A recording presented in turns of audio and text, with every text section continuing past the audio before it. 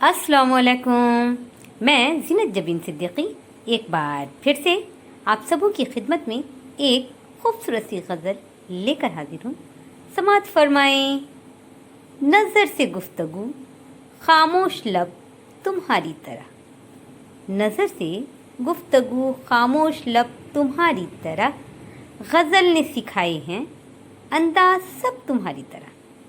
जो प्यास तेज़ हो तो रेत भी चादरे आब दिखाई दूर से देती हैं सब तुम्हारी तरह। बुला रहा है ज़माना मगर तरसता हूँ, कोई पुकारे बेसबब तुम्हारी तरह।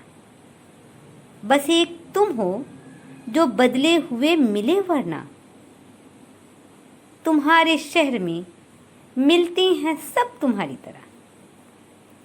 सुनाती हैं मुझे ख्वाबों की दास्तां अक्सर,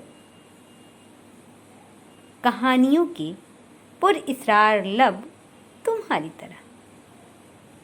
नज़र से गुफ्तगू खामोश लब तुम्हारी तरह, गज़ल ने सिखाए हैं अंदाज सब तुम्हारी तरह। इजाज़त चाहती हूँ, फिर मुलाकात होगी अपनी अगली वीडियो में। जब तक के लिए मुझे इजाज़त दें।